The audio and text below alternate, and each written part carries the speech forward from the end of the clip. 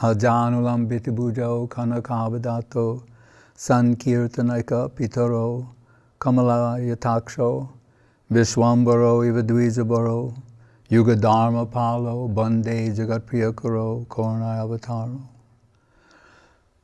Guru Rupa Harim Gauram Radha Ruchi Ruchavratam Nityam Nomi Navadipe Nama Kirtana Nartanai Mahaprabhu Gauranga Sundara Nagarabara Nityam Nijar Nama Bi Namo Mahavaranaya Krishna-prem Pradayate Krishnaya Krishna Chaitanya Namne Gaurtise Namaha Nindandam Pulakot Korena Bikasam Nipa Prasunatstavim Prodikritva Bujadvayam Hari Hari It Uchai Vedantam Muhu Nityantam Drutamasri Nirjara Chaye Sinchantam Urvitalam Gayantam Nija Parasadaya Parivratam Sri Gaura Chandram Nama Ananda Lila Maya Vigrahaya Hemava Divyachchavi Sundaraya Tasmai Mahaprema Rasapradaya Chaitanya Chandraya Namo Namaste.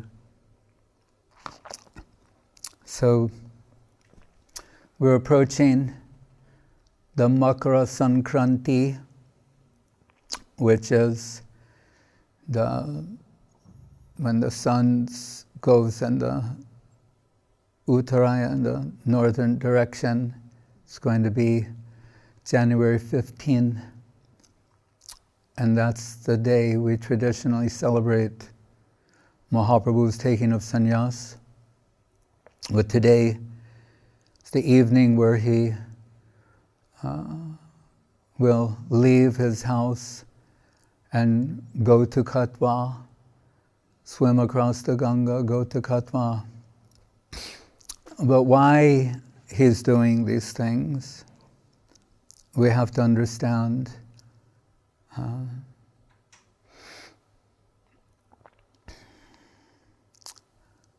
It's only out of inconceivable, causeless mercy that Krishna descends in this world in the form of so many avatars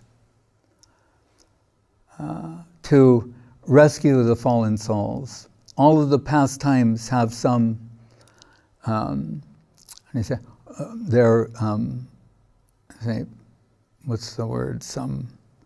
variation on this point. Yada yada hi dharmasya glani bhavati bharata abhyutanam adharmasya tadatmanam srijamyaham paritranaya sarunam vinashaya chaduskritam dharma sangsta punartaya sambhavami juge juge. So yuga after yuga, he's appearing, and we're told in this particular incarnation is very special because we're informed that it's only once in a day of Brahma that Swayam Bhagavan Krishna comes. Because we hear of all these other avatars, Matsya, Kurma, Nrsinga, Vaman, etc. Well, we're told once in a day of Brahma, Swayam Bhagavan Krishna comes, the original Supreme Personality of Godhead. And what does that mean? Approximately 4,300,000,000 years. Right? 4,300,000,000 years. And during that period, once will Swayam Bhagavan Krishna come. And there's an overlapping of the yugas. Normally it's Satya, Dwapara, Treta, Kali, but this time it will be Satya, Treta, Dwapara, Kali. And in the Kali Yuga that follows, Swayam Bhagavan, Gaur Avatar, Avatar Sar, Gaur Avatar, Sri Krishna Chaitanya Mahaprabhu will descend. As Krishna, Swayam Bhagavan, and all the expansions, incarnations are absorbed within him, same position for Mahaprabhu. And so we're told at this time It is time for the Yuga avatar, and also Krishna is experiencing an overwhelming desire to descend himself and embrace the position of Srimati Radharani. That's given in Chaitanya Charitamritam.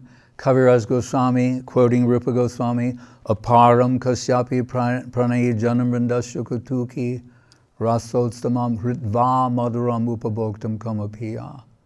Surveying all the divine servitors, one outshines all the others to such a degree that all the others are cancelled in the presence of her devotion. And it awakens the curiosity in Krishna to experience her position. Because as Krishna, he can only theoretically understand it, because Krishna is the supreme enjoyer. Right? The position of a devotee is never that of an enjoyer, but the enjoyed. He's the predominating moiety, half. She is the predominated half. Right?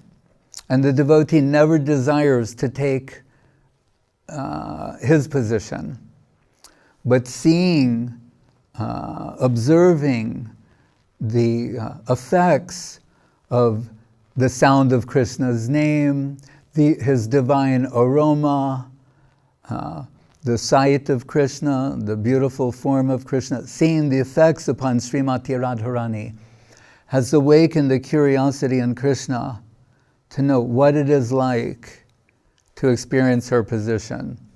Guru Maharaj has likened it to saying that, like sweetness, seeing that everyone is mad for sweetness, thinks, I'd also like to taste sweetness and see what everyone is experiencing. Right? So he says, Nrityam Nijar Namabi. He's taking his own name, but like with the, how do you say, the voltage of the Krishna Nama of Srimati Radharani, the effects that Krishna Nama has upon her, he will get the chance to experience that. So simultaneously, whenever Krishna appears, his guru-varga comes first. Guru-varga means not only who will later play the role of his guru, but mother, father, auntie, uncle, so many divine personalities will appear before, enabling so many different types of pastimes. So in the same way, with Mahaprabhu, Haridas Thakur has appeared, Advaita Acharya, Nityananda, others. And Advaita Acharya, he and Haridas Thakur, out of compassion for the fallen souls, they see, and not just, shall we say, run-of-the-mill fallen souls, but they're seeing people who are very acquainted with Vedic literature and knowledge, who are pandits, totally wasting their time and totally missing the purport of Veda. Where Krishna says in the Gita, Vedaishta sarvara hangeva vedyo vedanta vid vedakrit eva chaham. Of all the Vedas, I'm what is to be known. In fact, I'm the compiler of the Veda, the knower of the Veda. So they're feeling, the only suffering they experience is seeing those who are suffering for want of Krishna consciousness. So we're told, Advaita Acharya, with a palm full of Ganga jal and tulsi leaves, tulosi dala matrena, jalasya chulakenava, vikrinite, atmanam swam, bhaktevyo bhakta vatsala. Knowing the Lord as Bhakta Vatsala, He is in love with His devotees. And we're also told, Chaitanya Bhagavat, He is Sevak. sevata, sevak, sevata, sevait vatsala, in love with his servants. So he's pleading with him. And later, Mahaprabhu will say, at the time this curiosity awakened in me to experience the position of Srimati Radharani, I heard the plaintive cries of Advaita for me to descend. So he's taking advantage of that moment to come. So he wants to descend in this world, which Guru Maharaj reminds us is the infinite moving amongst the finite. That's one of the peculiar highlights of what we call prapancha lila, which means the pastimes manifest in this world. Because we may say, in the spiritual world, there are no fallen souls. Everyone's a liberated soul. They're in that position. But here, he said, the infinite moving amongst the finite as though he's one of them. That's, one shudders to think, and realizing that for even a moment. So he's come to experience the position of a devotee. We can say Bhakta Bhav, but ultimately Radha Bhav, the highest devotion of the highest devotee. Mahabhav Swarupini Sri Radha Thakurani. Right? So we were talking about Chintamani. The other day, saying Mahabhav Chintamani Radhara Swarup. She's the Mahabhav Chintamani Swarup. She's coming in connection with that. It's transferred to others. So when he appears, he will show how one achieves the position of a devotee. Now, inasmuch as he's going to ultimately embrace her position, we should think, well, why didn't he come as a female? Why does he come, otherwise? But it is to, first of all, he's Krishna descending. Secondly, to show, as Srila Saraswati Thakur mentions in the beginning of the Chaitanya Bhagavat, that to try and impose the, Madhura Rasa pastimes of Vrindavan upon Gaur Lila is a mistake. Right? The Nimai Pandit does not have such pastimes with Lakshmi Priya or Vishnu Priya. Right? What to speak of in any other context. So all of these, Mahaprabhu will embrace the position of a sannyasi, and he is mad after Gopi Bhav. So who's the crown jewel of sannyasis? Why is he obsessed with Gopi Bhav, the love possessed of Srimati Radharani and the Braja Gopis for Krishna? So it is the show. That it is not any, there isn't even a remote trace of mundane aspect. But still, so when he descends in this plane, there has to be the pastimes of gradually achieving the position of a devotee. So we're told in his youthful pastimes, Vidyar Bilas, he's Nimai Pandit, the Sanskrit school teacher, and it's a Prakrita Leela. So how is he disguised? Primary education. You don't think, oh, he's the Supreme Lord, he should be teaching this super high level of advanced Sanskrit. No, he's teaching the primary students, like the beginning classes. But we know later he will defeat Keshava Kashmiri, convert him into a devotee. Right? So, and during that time, we're also told he's sometimes showing some arrogance, and you could think if you actually do know everything, it's like there's people, oh, Mr. Know-it-all, thinks he knows everything. But what if you actually do know everything? It's a little different. But sometimes he likes to tease Gadadhar Pandit by bewildering him, by taking different sides of arguments and proving each one, disproving the other one, and leaving Gadadhar flustered. And who is Gadadhar Pandit, but none other than the remainder, having plundered the heart of Radharani, the remainder is Gadadhar. So Guru Maharaj said, Gadadhar must always be near the possessor of her wealth, her wealth originally, Srimati Radharani. So, and as a side point, we think that, so Krishna is appearing as Gauranga Mahaprabhu, right? Kala Chandra Krishna, the dark moon, due to contact with her, being enveloped in the Radha Bhava Duty Subalita, he becomes Gaura Chandra, the golden moon. And what about Radharani? That Radharani will descend and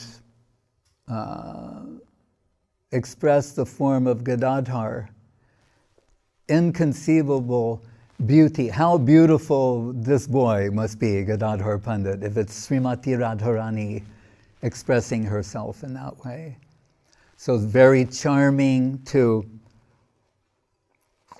Nimai Pandit and Sachi-mata and all the devotees, and being so devoted and thinking very attracted to Nimai Pandit, and thinking like, Nimai Pandit is perfect in every way except one. He's not a devotee. Like sometimes devotees think that way about their former friends or people, and they think, oh, if this person was just a devotee. And which is, a mild element of, humor, because he's not a devotee, it's Krishna. So to say, oh, he's not a devotee. So, like, what is Krishna's flaw, if he has one, that he's not a devotee? What is Krishna feeling, how do you say, that left out? Everyone gets to experience this except me, right? And we should say, too, that if Krishna can be converted into a devotee, then who cannot be converted into a devotee? So there's hope for everyone. Because even Krishna has been converted into a devotee by the love and affection of Srimati Radharani. So he's showing those pastimes of the sometimes arrogant scholar Nimai Pandit, and sort of suppressing what will later be fully expressed. And his father, Jagannath Mishra, having passed away from the world, it's appropriate for the son to, Visvarup having already left, his elder brother, and taken sannyas, it was appropriate for him to go to Gaya and perform the Shraddh ceremony for his father, these traditional rites for departed parents, relatives, ancestors. So he takes his students to Gaya. Right? And on the way there, he develops a fever. So they're trying all these different ways to cure him of the fever, and then he says, the only cure for this fever is if I get some water that has washed the feet of Brahmins, that will cure me. Because Krishna, one of the most famous primary foundational verses always for glorifying Krishna, even from Mahaprabhu to Jagannath at Rath Yatras, Namo Brahmana Devaya Go Brahmana Hitaya Cha Jagaditaya Krishnaya Govindaya Namo Namaha. How much favorably disposed he is toward Brahmins. So they get the water from the lotus feet of the Brahmins, give it to Nimai Pandit, he drinks that, and immediately he's cured.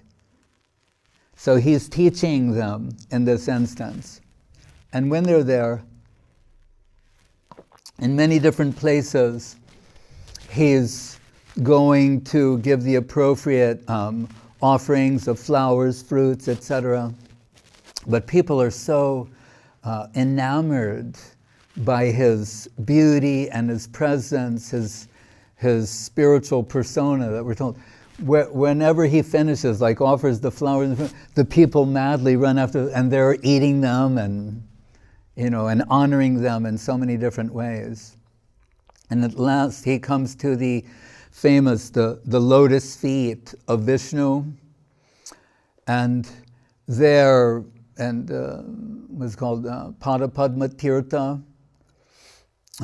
He's thinking, those are the lotus feet from which the Ganga descends, the lotus feet that are aspired for by Brahma and Shiva, all ever attended by the goddess of fortune, Lakshmi Devi. And this just causes him to become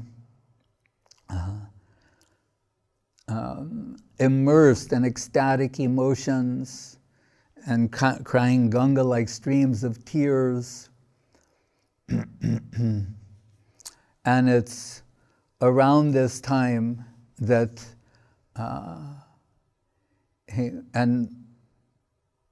he's hearing from these Brahmins also Krishna Katha,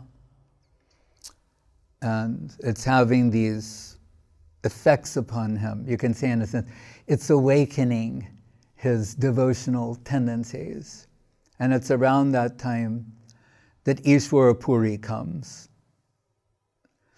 who will become his guru. And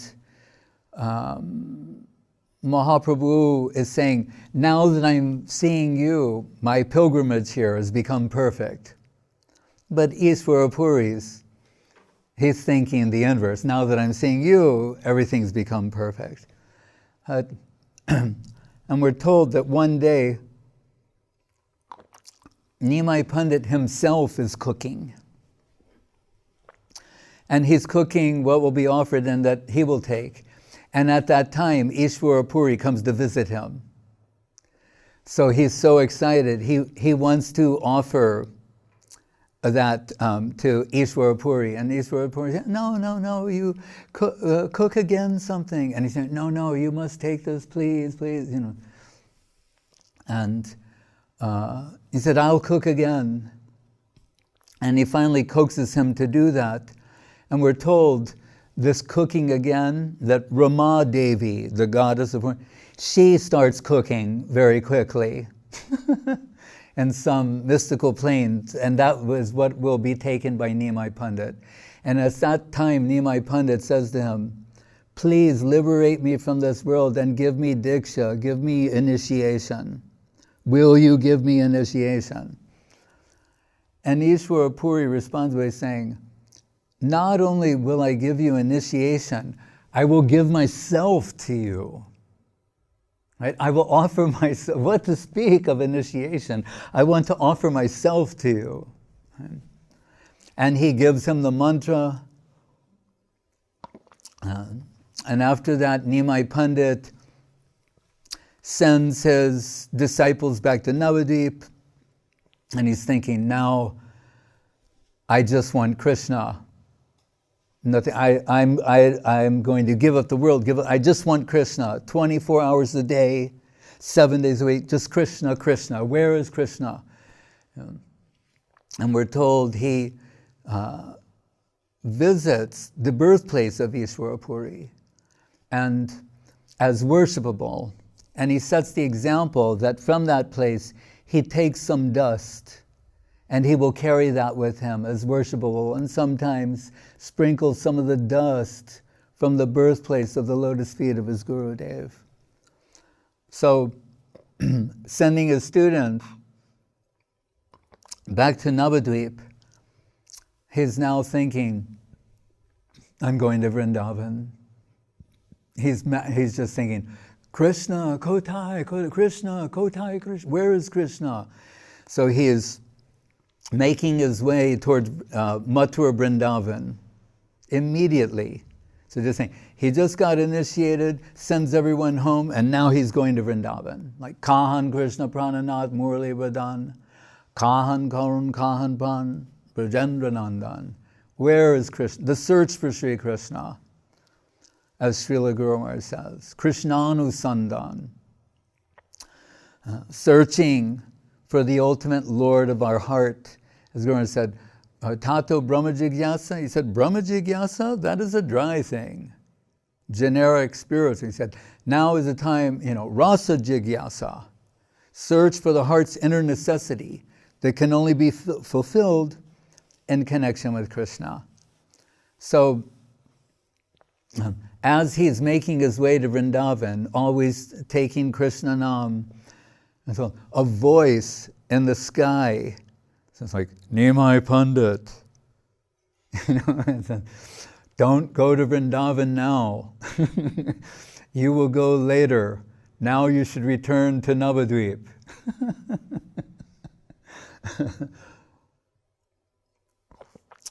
And he accepts that. It said, you will go to Vrindavan, and what your heart is hankering for, you'll get that, but just not right now. Right now, you need to return to Navadvip. So he accepts that, turns around, goes back to Navadvip, and when he gets to Navadvip and resumes his teaching position, when he starts giving the lessons, he starts telling the students, whatever it is they're studying, he's saying, the answer is Krishna. The verbal root, the dhatu, everything's Krishna. Every interpretation he gives goes toward Krishna. And he's proving it. It's not that he's just madly talking. He's showing this to them. As we know later, Srila Jiva Goswami Prabhu will make the Harinamamrita Vyakaran, where he's teaching Sanskrit grammar through names of Krishna. But here, Mahaprabhu's going to the source, the origin. As Guru Maharaj said with regard to Madhvacharya, expressing once that, he said, like a horse, a bridled horse goes in the direction of the master. You put and pull him this way, that way. Saying, but if you release the bridle, the reins, then the horse will run according to its own necessity. So he's saying, every word, and it has a local context and meaning. He said, that's the bridles, the reins. He's saying, but if you release the reins of the local relative context of any word, it will run towards the absolute, the sweet absolute, Krishna. So he's really not only saying these things, which is astonishing them, and they're a little concerned, because all he's saying, Krishna, Krishna, Krishna, Krishna, everything's Krishna, only serve Krishna, only take the name of Krishna. But he's saying it and giving some proof. So they approach Gangadas Pandit, Nimai Pandit's teacher, and tell him about this, and he just starts laughing and says, okay, just tell him to come and see me. Get him and come back and see me, and I'll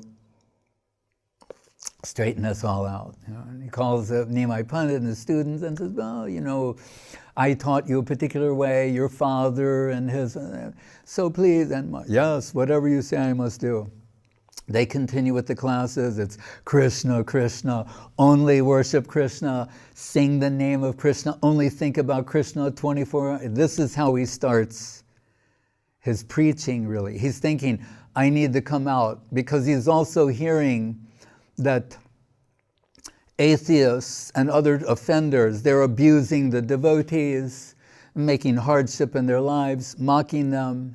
He himself previously would sometimes tease devotees, but in like a charming way, sometimes mimicking them, or we heard when he came back from East Bengal, they have a particular way of speaking Bengali. He would imitate that and would make everyone laugh. But that was in, good-humored. But other people were in an offensive way mocking the devotees. And this was becoming increasingly intolerable to him. So, but this non-stop Krishna, Krishna, also Mother Sachi was kind of at first like, oh, you know, this new devotional mood of his, but then seeing how it was also accompanied by a growing spirit of renunciation and giving up the world. And you think, your father's gone to Vaikuntha, Vishwarup took sannyas, you're all I have, you're why I live, to see your lotus face, to hear your beautiful voice. The thought of him also giving up the world was putting her in deep anxiety. So when he would be in the house, going on with his Krishna, Krishna, and she thought, remember, Vishnu Priya is inconceivably beautiful. So Mother Sachi would put Vishnu Priya in front of him and thinking like, she's showing like the pastime of being a mom. She doesn't want to lose her son. She's thinking, this beautiful girl is mine. Just put her there and maybe that will distract him. So Vishnu Priya would sit right in front of him and he'd be, you know, his Krishna, Krishna. And the thing, she's right in front of him and he doesn't see her. He's that deep into another plane. And then sometimes he's laughing, crying, and then sometimes he's roaring like a lion, and that would scare Vishnu Priya, and so she'd run away and hide. So sometimes she and Mother Sachi, like from a hidden position, they're seeing, is it like safe to come out? Because it's so intense what's flowing through him at that time. So finally, when Mother Sachi is worried, to calm her, it says, he starts giving her instructions the way Kapila Dev instructed Devahuti about how children appear in the womb, in this world, they come out, karma. He gives her some basic spiritual instructions to try and keep her calm. And at this time, he goes back to his students and sees that he can't go on teaching them. So he's saying, I'm releasing you all. Whatever teacher you want now, you can have. But I will not be teaching anymore. And I just want you to always take the name of Krishna, worship Krishna, sing the names of Krishna, 24 hours a day, whatever you're doing. Remember Krishna? And they say, we don't want any other teacher but you. And Vrindavan Das Thakur points out, like saying, who would qualify to be students of Nimai Pandit? You know, just for a moment, to pause and think, how exalted are they if to be in that group? We may not hear their names. We can understand how worshipable they are. They're playing this part in the pastimes of Mahaprabhu and interacting with him. And he has so much love and affection for them. And he's distributing Krishna Nam to them. In a sense, they're the first whom he's giving Krishna Nam to. And so they tell him, we don't want any other teacher, just you. So if you're giving up everything, then we're going to give up everything and follow you. And you say, we should now just always do Nam-sankirtan. How shall we do that? And then in response, so they're saying, how shall we do Nam-sankirtan? And he says, he starts singing, Hari Harai Nama Krishna Yadavaya Namaha. Gopal Govinda Ram Sri Madhusudan. That's when he starts singing that. So we sing that, think of where it came from. That was Nimai Pandit's advice on how to engage in Nam-sankirtan. Right? So So now the word is spreading amongst the devotees about the growing devotional position of Nimai Pandit.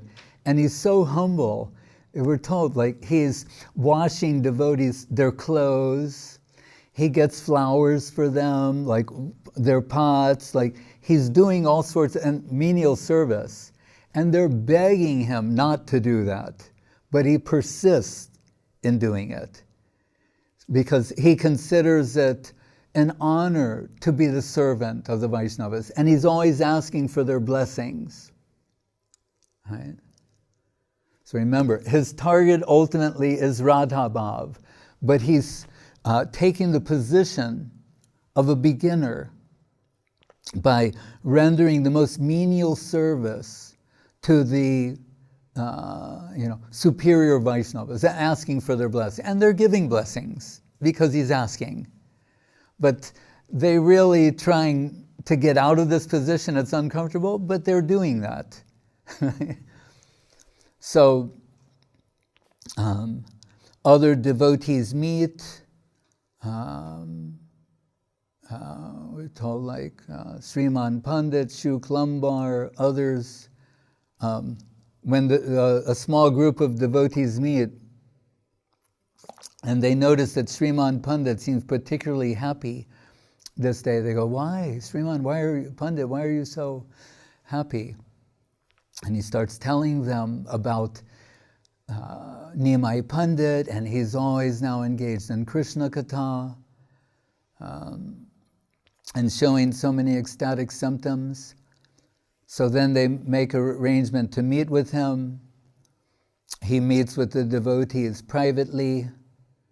And Gadadhar Pandit's very eager to see this as well, so we're told he's hiding in a little room on the side just to overhear because this is astonishing to hear, and he's overhearing the Krishna Katha of Mahaprabhu and becomes full of joy in response to that. And they're thinking, now that we've got Nimai Pandit on our side, these atheists, they're going to run and flee from us.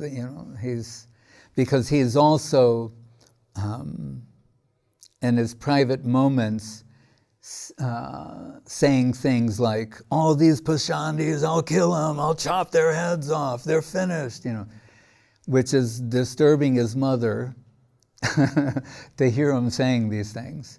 But it is inspiring some of the devotees. They're becoming increasingly bold about their position. So Mother Sachi, though, being increasingly worried, ask other people, do you think that there's something wrong with Nimai? When we see him sometimes chanting for hours, laughing for hours, Ganga-like streams of tears pouring out. And the people say, it must be some malady that he's suffering for previously, and it's manifest now, and maybe you should call a doctor, an Ayurvedic doctor, who comes and what is this medicine? And they call it Shiva Grita. It's like ghee, oil, Vishnu, Toila, oil. And they're putting this on Nimai Pandit, trying to calm him down. He's not.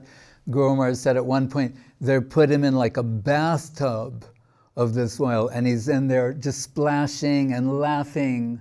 While, like sometimes he's laughing for 6 hours straight. So you can, and then Sachi-mata says, oh, Nimai's lost his mind.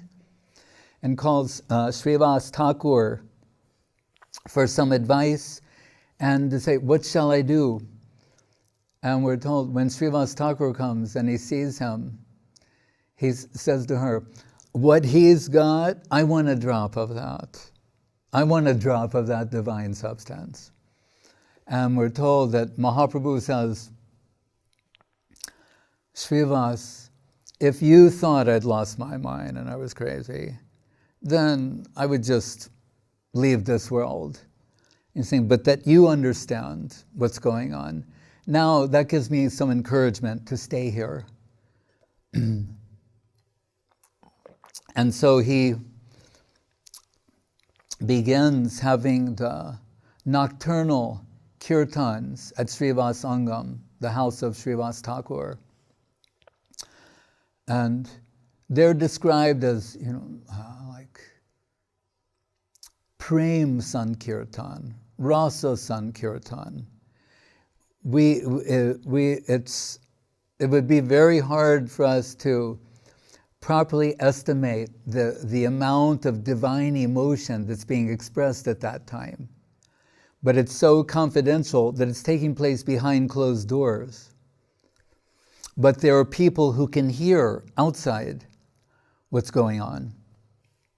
So, and some of them are envious. And because they're sometimes crying out in ecstasy, the people outside, they're hearing what sounds to be very strange noises. And so they start spreading rumors that they're all getting intoxicated, or they're keeping women in there, or God knows what's going on in there, but it's not divine, And they're saying things, like, and remember, these people, they know scriptures, and they say, all right, can't you chant Krishna in your mind? Saying it out loud is better than chanting it mentally? What's wrong with these people? And so many things like that. Because Guru Maharaj said there was one man who wanted entrance, who only drank milk. So he thought that was his qualification, like, I only drink milk. And he was shunned, and Guru Maharaj said, not only drinking milk, that is no qualification. And so he then started some of these rumors. And we're also told that, Malini, Srivas Thakur's wife's mother, his mother-in-law, that she knew what was going on in there and wanted to experience that, so she hid under a wicker basket. And we're told one night Mahaprabhu was there, just think the Pancha Tattva are there, they're singing and dancing, and Mahaprabhu said, I'm not feeling anything. No prem, no rasa is coming to me. There must be someone here who's unqualified. And they're all like, and they lift up the basket, Srimad Thakur, and then he sees his mother-in-law. She's like, Prabhu, and he like takes her by the hair and drags her out of the room. And to what degree is he a devotee? We're told once during one of these Prem Sankirtan, that one of his children died because he heard the women wailing in the next room. So Mahaprabhu's deep in ecstasy, and he goes, and they tell him, your son died. And he said, that may be. He said, but we should not do anything to disturb what Mahaprabhu is experiencing. So everybody quiet. So later, when Mahaprabhu hears that his son died during that Sankirtan, and he didn't say anything, that's when he said, how could I ever give up a devotee like that? A devotee like that has purchased me with that type of exclusive. His own son died. And it doesn't mean he was without feelings. He's just saying, whatever they are, we have to suppress that. We will not disturb him and what he's in the plane and what he's experiencing. And then, of course, Mahaprabhu brought that boy back to life, and he gave some spiritual instructions. And Bhaktivinoda Thakur wrote about it in his songs. But, so now the opposition in Navadvip is growing, and the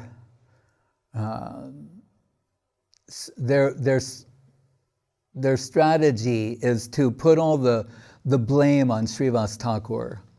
And so they're saying that the Kazi's getting, the local governor's getting news of this, that the local Vaishnav community is acting up, and he's going to send some representatives there to shut it down. And so their idea is to blame it all on Srivas Thakur so that he'll be arrested and taken away. And they're very serious about it.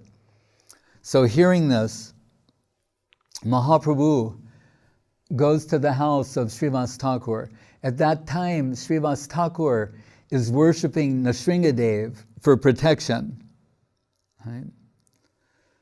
As devotees do, when they're anticipating that they're going to be in a difficult situation, we pray to Nrsingadev for protection. So Srivas Thakur is doing that, and there's and he's saying, Srivas, whom you're praying for is at your door. Open the door. And you're like, Srivas, who you're praying for is at your door. And so when he opens the door, and Mahaprabhu is saying, what are you doing?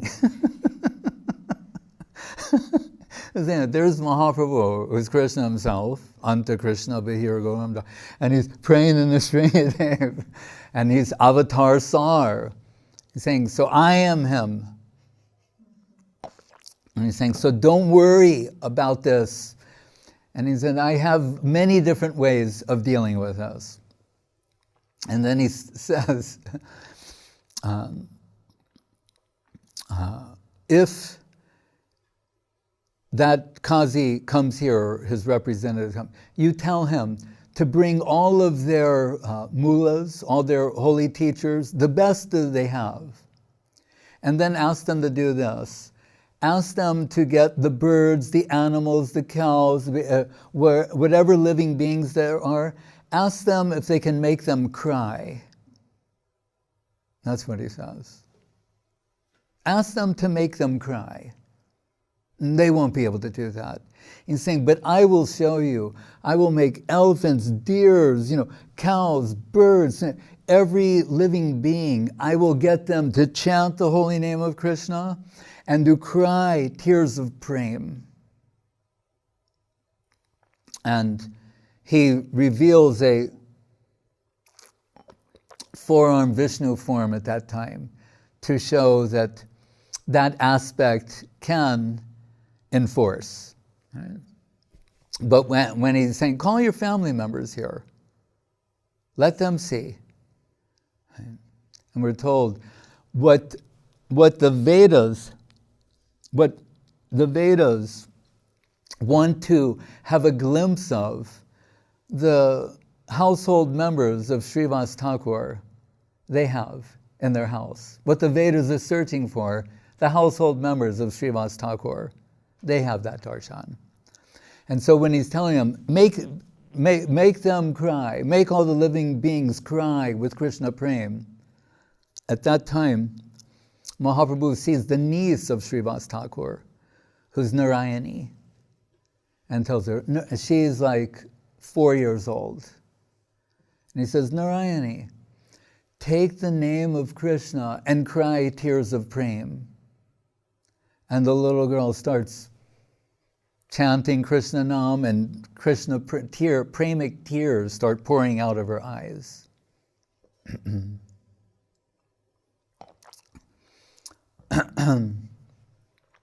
So, in various ways, Nimai Pandit is moving in a particular direction. He's having the kirtan with the Panchatattva.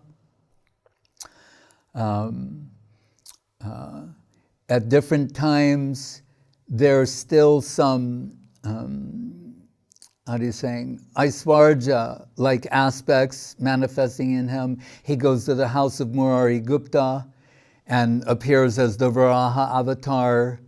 He is showing different things like that. He shows Devi Bhav at the house of Chandrasekhar Acharya, where he takes the position of Rukmini, and Adya Shakti, and shows all the different aspects of Shakti, including Haladini Shakti, Srimati Radharani.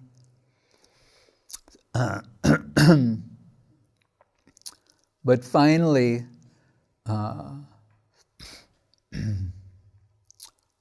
he's, how shall we say, he's showing different forms, which may be described as like dharma murtis, those different ways that he incarnates in the world, as we call Kurma, Matsya, Varaha, Vaman, etc. But we're told when he gets to Balaram, the other ones are brief. He briefly adopts those positions. But when he takes the position of Balaram, it stays for a long time, right? Sometimes for days. And this is, of course, to the delight of Nityananda Prabhu. So remember, Radharani on one side, devotee, on the other side, Nityananda Prabhu, Balaram. So when he's taking the position of Balaram, he's sometimes calling out for wine. He's saying, bring me wine. And what Balaram will, Nityananda Prabhu will do at that time is he'll bring him Ganga Jal and give that to him, and he'll drink it. So if we think about this, in Charitamritam it says, Preme Mata Nityananda Kripa Avatar. Nityananda Prabhu is intoxicated by drinking Krishna-prem, right? And the Ganga really is Krishna-prem in a liquid form, right? So when he's saying, give me wine, and Nityananda is supplying the Jamuna Jal. So,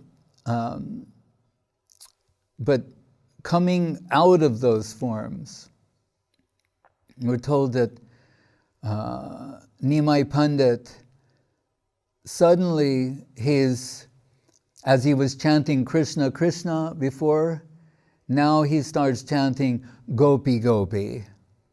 So now he's chanting the Gopi, Gopi all the time. And not one of his class students, but a student comes to him and he's saying, why are you taking the name of the gopis? Why are you chanting Gopi, Gopi? You know, the scriptures say to take Krishna Nam. Then you'll get some benefit. But chanting this, you know, and this is very strange. Right? And when he suggests to Nimai Pandit to stop chanting Gopi, Gopi and to take the name of Krishna, Nimai Pandit says, why should I take his name? Krishna's a despicable person. And the guy, what? And he starts saying all the things that Krishna did in different incarnations that are just wrong. Because one type of Gopi Bhav is man, loving anger. So this so-called student doesn't understand what he's expressing. So, and then Mahaprabhu, so he's telling him, you should chant the name of Krishna, and he's chanting Gopi, Gopi, and he takes up a stick and he starts running after him, the guy's running away, and he runs to his friends, he goes, Nimai Pandit's really crazy, you know. He's chanting Gopi, Gopi all the time. And I told him to chant Krishna, and he said things about Krishna I can't even repeat here. You know? So what are we going to do? And Saraswati Thakur, perhaps, in his Chaitanya Bhagavat commentary, is pointing out that why is he chanting Gopi? To show that if you are to approach Krishna substantially, you must go through the gopis. That's the only real, true devotion to Krishna, comes through them. They are the asraya vigrahas, or the shelter-giving personalities of all devotion to Krishna. So he's showing that they must be approached. So, but now there's increasing opposition in the town, and they're beginning to openly blaspheme Nimai Pandit, and he's, with a small group of his devotees, he says some mysterious statement. He says, I brought this Pipali Kanda, which is a type of Ayurvedic medicine. If you have a mucus imbalance, you take this and it reduces that. And he's saying, I brought the Pipalikanda and it's creating more. Rather than reducing it, it's getting worse. And he's saying previously, they had one rope binding them to the world. He said, now by blaspheming me, they have millions of ropes binding them. Right? So just think about it. He's saying, so I ostensibly, I've descended to this world to save everyone, right? Although he has an internal reason for the descent, but to save everyone. And what's happening? Not only are they not getting saved, but their bondage is increasing, right? 1,000,000-fold by blaspheming me. And we're told, so, but he's telling the devotees, I brought this medicine and the condition's getting worse. Or as Guru Maharaj put it, he said, the patient is abusing the doctor. So then the devotees are a little perplexed at what he's saying, but he starts laughing, just thinking like, this is crazy, this is what I've come, and I'm getting the total opposite result of what I hoped for. And so he's laughing, and then we're told, the devotees in general are somewhat perplexed, but we're told, but hearing that, Nityananda Prabhu becomes very,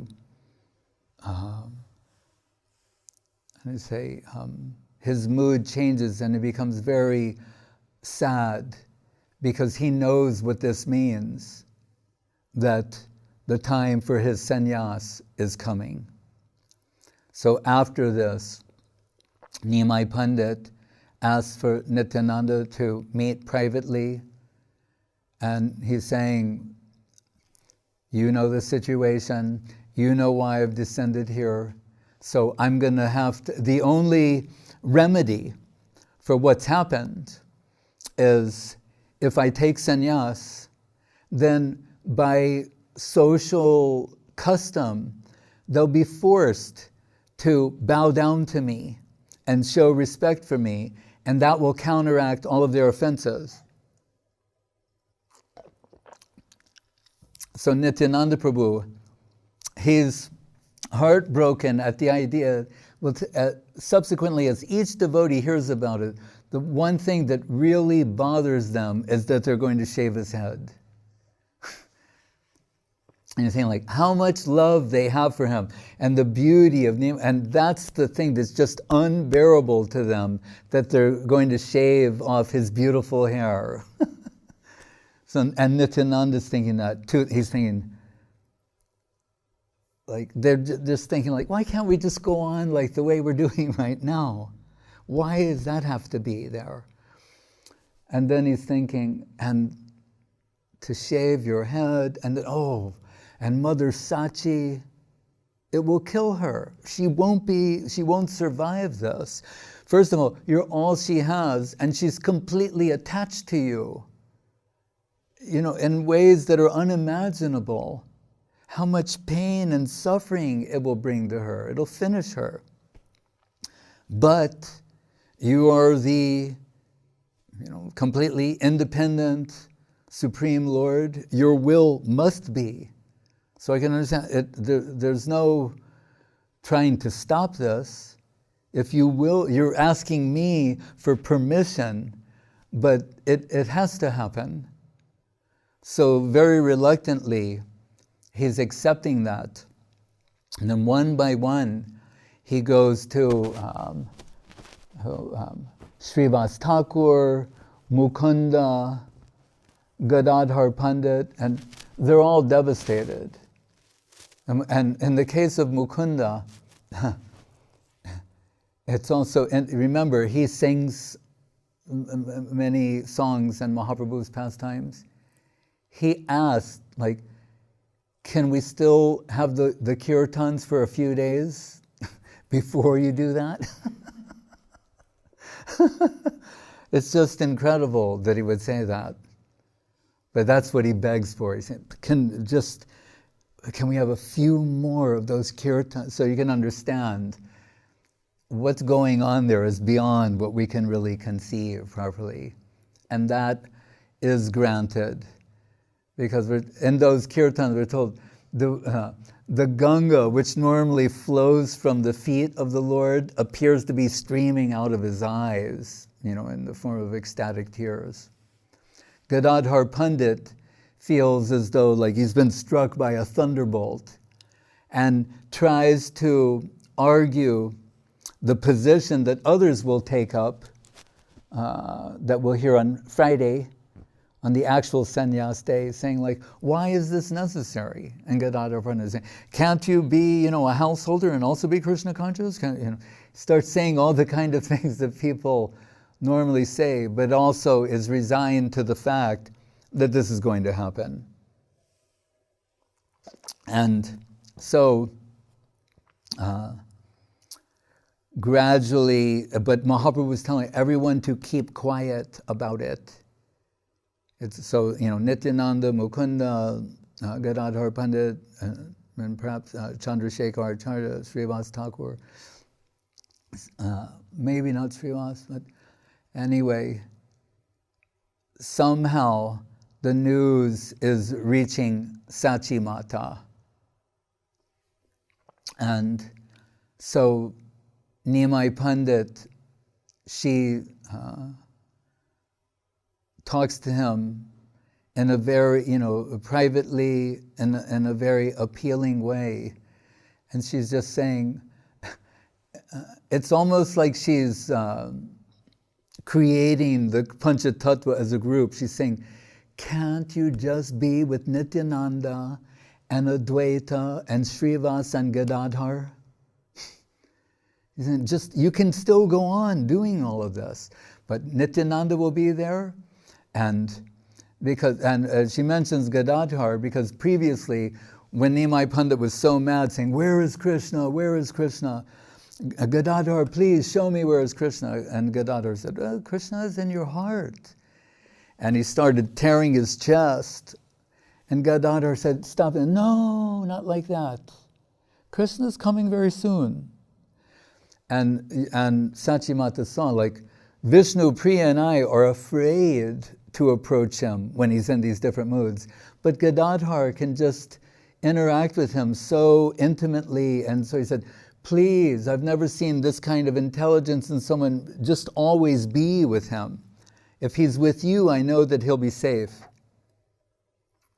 So her argument is, husband, Jagannath Mishra gone to Vaikuntha, Vishwarup's taken sannyas, you're all I have, Vishnu Priya's 14, I only live for you, and can't you just stay and go on with your Nam-sankirtan with Nityananda, Advaita, Srivas, and Gadadhar? And we're told when she's saying this in a very pleading way, that Nimai Pandit, his head is just bowed down, and he can't say anything. He understands what he's doing to her. And these devotees also, as some of them begin to understand this. So he tells her that, don't you understand? You're always with me. Previously, you're always my mother. I incarnate repeatedly and always you're with me. You were Prishni before, perhaps in the Satyuga. You were Devahuti, and I was your son Kapila. You were Aditi, and I was Vaman. You were Devaki, and I was Krishna. So you're always with me. The devotees, he said, you incarnate, every time I incarnate, you're my eternal associates, you're always with me. And he said, and for you, those devotees, he said, in two ways, I'm going to further incarnate as what did he say? Kirtan and Ananda. So, and I will, we say, Kali Kale Nama Rupe Krishna Avatar. In the Kali Yuga, Krishna's avatar is the form of his holy name. So he said, in the form of Kirtan and Anandam, right, I'll be with you. And that's particularly related to also his murti. And for Sachi, he said, my murti will be made from the earth. And so you're always my mother, you're the mother of my murti. And the holy name, the tongue is the mother of that, and you're my mother there. So in this way, he tried to make them somewhat calm. And at his house on this evening, before leaving, we're told Kolavecha Sridhar showed up, and he brought this lao, this pumpkin gourd, squash gourd, like, and Mahaprabhu was thinking, like, I'm going tomorrow, he doesn't know that. But it's from, someone who has so much love and affection, how can I not take it? So he's saying, I have to take this before I go. Someone else came, brought a pot of milk, so he told Sachi-mata, take the milk and, make something from that, which he did, and that's what he took. And all the devotees were there, and he's garlanding everyone, telling them to chant Nam-sankirtan, but they don't know what's going to happen. And they leave, and that night, he's there, Gadadhar Pandit, one other person. And Gadadhar says, I want to go with you. And Mahaprabhu said, no, I have to do this alone. And he said, nearby in Katwa, there's this Keshava Bharati, and he's a pure soul, and I must go do this alone and go there. And at the time of Brahma Muhurta, he awakened. That night, Sachi-mata could not sleep.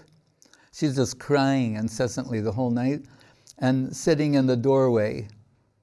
And Nimai Pandit, he embraces his mother and circumambulates her, and Vishnupriya lies sleeping, and he left.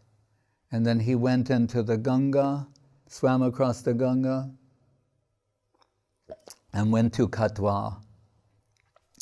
And so that happens this evening, and tomorrow, when he arrives in Katwa at the ashram of Keshava Bharati, he makes it known he wants to take sannyas. Keshava Bharati tries to deflect that. We're told when he first saw him coming, he thought the sun had entered his ashram. Mahaprabhu was so effulgent. And he tries to defer this. Guru Maharaj said by sending him home to get his mother's permission, of which he calls him back. But so tomorrow, during that day, we're told the whole day is like consideration. And during that, Nimai Pandit is engaged in Hari Katha, Krishna Katha, Nam-sankirtan. He told Chandrasekhar, Acharya, Nityananda, and others, they're coming. Chandrasekhar will be the priest, and they'll do all these other things. But Mahaprabhu is there, engaged incessantly in Krishna Katha and Nam-sankirtan the whole evening. That's why it's tonight that he leaves. Tomorrow, the whole day, that goes on. And then the next day, he takes sannyas. And at that time, tomorrow, on Friday, we'll assemble and conclude the pastime and what Guru Maharaj considers the smaranam, divine remembrance of these pastimes, describing the sannyas of Mahaprabhu and his wandering in the search for Sri Krishna, reality the beautiful.